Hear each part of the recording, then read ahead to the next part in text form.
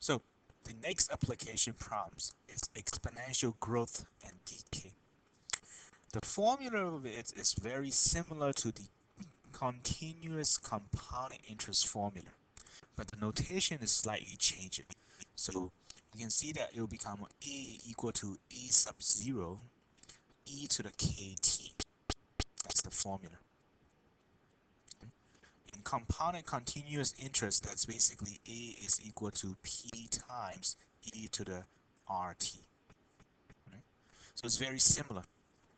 But let's take a look at on what each variable talks about in here. So a sub 0, that's basically talk about the original amount, which is like, if you're talking about populations, you're gonna have to have initial populations to start growing or decreasing the growth rate. So the another one that you need to pay attention very closely is your k, because k is the key thing in this formula, the growth or decay rate. And then finally, t is the time. So how do I determine it is growth? Your k is greater than 0, then it will become the exponential growth problem or formula. If k is less than 0, which is a negative number, then it will become the exponential decay, which is most of the time you will see in the chemical decaying parts. And lastly, as before, a is your final amount after a certain year. So let's try to apply this formula. Right? Like before, it will be very straightforward problem, which is you just plug in the numbers, and then use a calculator to get the final amount. And the other type of problem will be like giving you the final amount and asking you to find out what is the rate or how many years that needs to be, there, so on and so forth.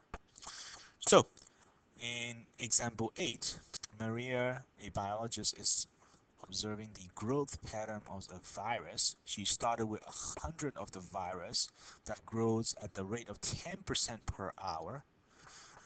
She will check on the virus in 24 hours. So how many virus will she find? So it's asking you after 1 day, what is the growth, what is the final amount, right, of viruses. So in here, what we know is the initial population that she started with, which is 100 virus, and then we know the growth rate, 10%, right? Because it's basically say that it's a growth rate, so that means that 10% is a positive number. The rate is a positive, and she want to know how in what 24 hours what is my A. So now let's organize these known informations. So I know that the initial amount A sub 0 is 100, and the growth rate K, because of its growth rate, it will be a positive number, so 0.10, 10%. And then we know the time, that is equal to what, 24 hours, and we are interested in what is our final amount. So plug it into the formula, my final amount is equal to the initial group populations, 100, times with e to the k, which is the growth rate, 0.10, times with 24 hours. Now using your calculator, that will help me to get the final amount, right? So 100 times with e to the 0.10 times with 24. And that gives me approximately 1102.317 dot dot dot, which we will try to round it up. That will be 1102 point 110, let's say 3 approximately. Right? That's approximate like growth that we can get, because the virus really we don't really talk about like 0.3 of a virus and stuff, right? So that will be a straightforward problems that I'm talking about. You got all the informations, plug it in, and then nice and neatly use a calculator and compute. So let's take a look at another example where we need to solve the equation. So in example 9, a researcher record that certain bacteria populations grow from 100, so that means that's initial, and 2 500. So let's grow 100 to 500 in 6 hours. So now we are interested in what is the rate of growth, right? What is the rate of growth? That's one question. And then another question is how many bacteria will be there in what? 24 hours. So first we need to find out what is the growth rate is, and then after that I need to find out in 24 hours what is the amount of bacteria is going to be. So in this case, let's to answer part A questions. I know that my initial amount is 100, and I know that the final amount is 500 in the time of 6 hours, and therefore I will be able to find out what is my growth rate. So using the formula, my final amount is 500 is equal to, let me write down the formula so that you can see it better, right, what I'm plugging in. So A is equal to A sub 0 e to the k times t. So we know that our final amounts on the first case is 500, started from initial of 100, and then e to the growth rate k is the one that we are looking for 6 hours. So like before, previously, I need to solve for this exponential equation, and then I cannot rewrite it into the same base. So first thing that I need to do is divide both sides by 100, so that will become 5 is equal to e to the 6k. Now, to bring it down this exponent 6k, I need to use the logarithms property. So I will take natural log on both sides. So that will become ln of 5 is equal to ln of e to the 6k. So using the logarithm properties, and I can bring it down 6k times ln of e. And we know that from the property ln of e is equal to 1. So therefore it will become ln of 5 is equal to 6k. And from here I will be able to find out k by dividing both sides by 6. So this gives me approximately my k. So ln of 5 divided by 6, that gives me approximately 0.2682 dot dot dot. So this is basically talking about k is 26.82%. So notice that the growth is pretty large, right? So what we're gonna do is we're gonna use this growth rate to find out what is my amount in 24 hours. That's my second part of the questions. So now for the second part of the questions, I know that my initial amount is 100, right? It's given to you, and time will become what? 24 hours. That's what we want.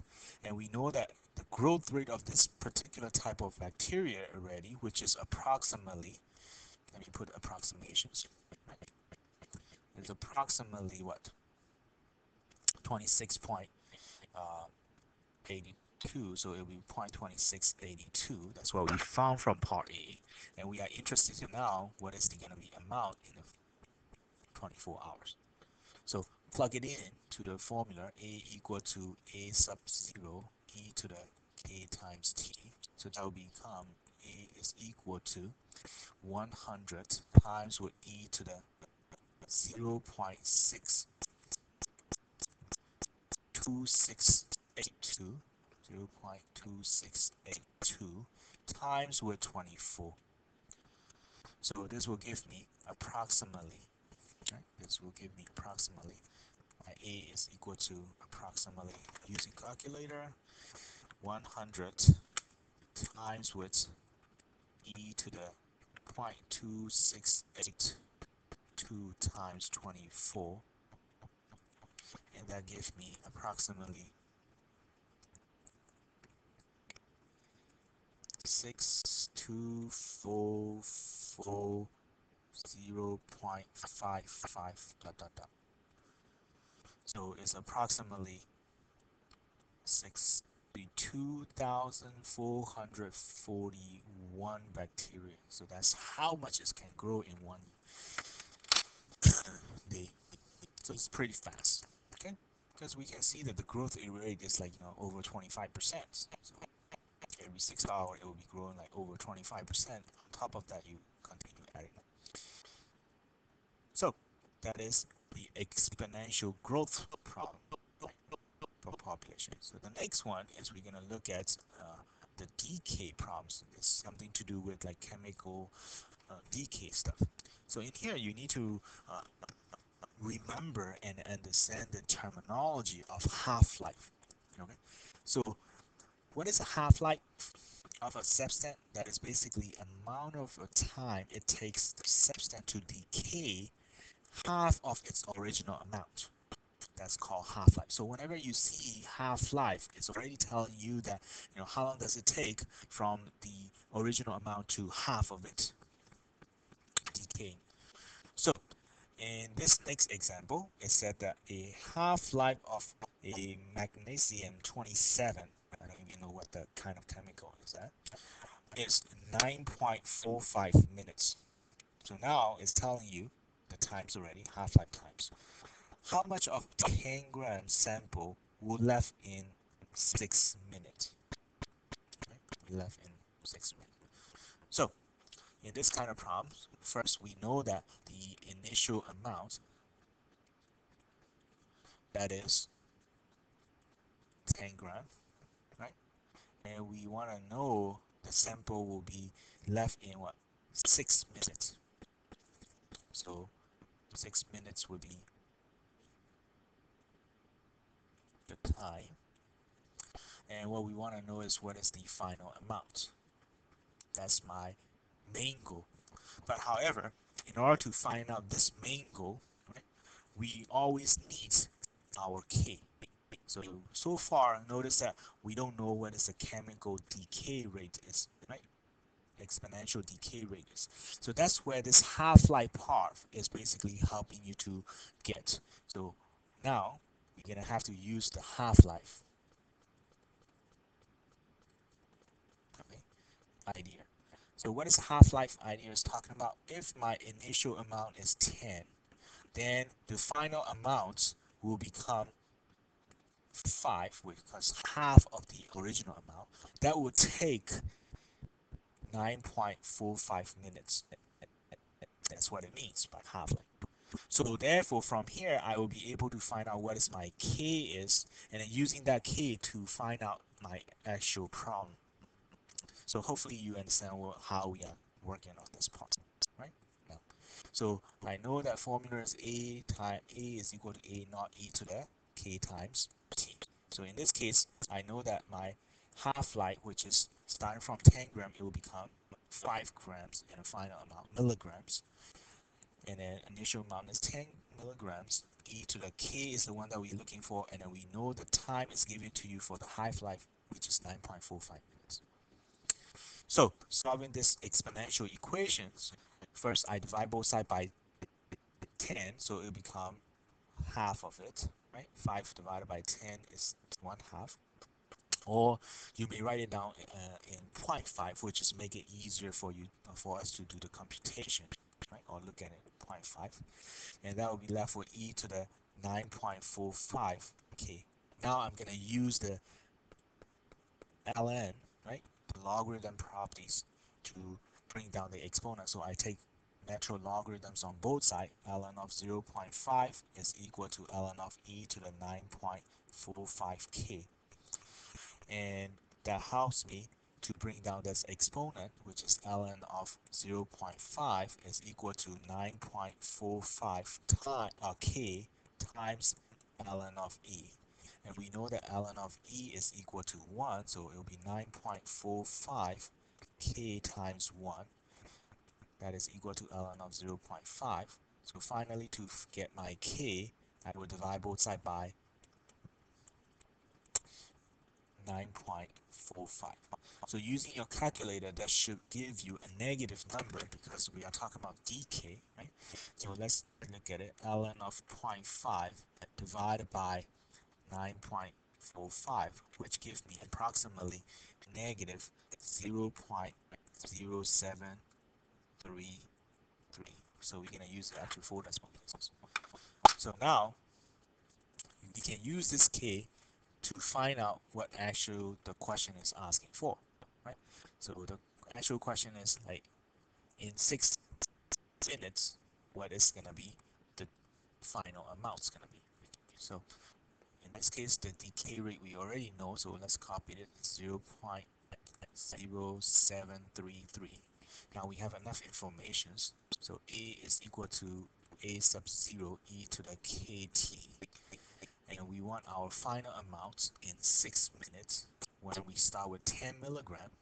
And now we know that for this chemical, the decay rate is negative 0.0733 times with the times, which is 6. So using your calculator, that will help me to get approximate final amount.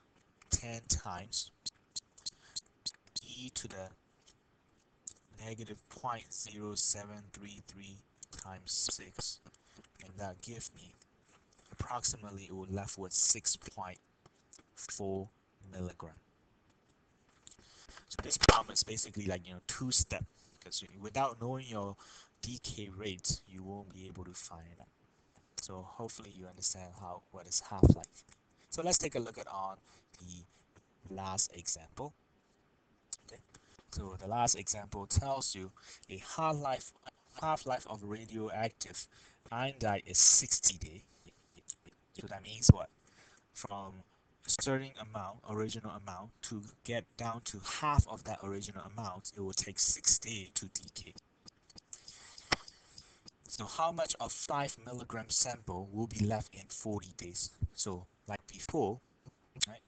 I know that my initial amount that we are starting is 5 milligram, and the interest is after 40 days. What is my final amount going to be? What is my A final amount going to be? And again, we need to know what is the chemical decay rates in order to be able to compute that final amount. So by knowing half-life, right, it's giving to you half-life, so we can basically find out what is our K, like in previous example. So half-life, right? So the half-life is basically talking about if your initial amount is 5 milligrams, then the final amount will become 2.5 milligrams. And then that will take 60 days to reach that. So from here, I will be able to find out what is my chemical decay rate is. So using the formula, A equal to A sub 0 e to the kt. Now I know that it will be 2.5 is equal to 5 times e to the k is what we're looking for in 60 days. So solving this exponential equation like before, we need to check everything. So it cannot be rewritten in the same base. So I'm gonna have to divide by 5 on both sides. So it will be 2.5 divided by 5, which is 0.5, is equal to e to the 60k. And I need to use the properties of exponential logarithm to bring down this exponent 60k to the base level. So what we do is we take natural logarithms on both sides, or you can take log. Okay, anyway, either one is fine because those are the two functions that we can compute in the calculator. These are 60k. So according to the properties of logarithms, I can bring the exponent of the argument to the base level, which is 60k times ln of e. And knowing ln of e, that is equal to 1. Right? So it will be 60k times 1. So finally, my k will be ln of 0.5 divided by 60. So this will give me approximately a negative answer. Remember, we want to use it up to 4 decimal places. So ln of 0.5 divided by 60, which will be negative 0.0116 when we round up. So now we know what is the decay rate of this chemical, so we can use that to find out what the actual question wants, right? What is going to be a final amount in 40 days? So my K will be negative 0.0116. So using the formula, A, the final amount is equal to initial amount times e to the kt. So in this case, my final amount will be equal to, my initial amount is 5 times e to the decay rates for this chemical is 0.0116 times with the times, which is we want to know in 40 days. So this will be approximately, when I use a calculator, 5 times e to the negative 0.0116 times 60. That gives me approximately 2.49 grams left over. Approximately 2.949 grams left over, milligrams left over. So this concludes this section.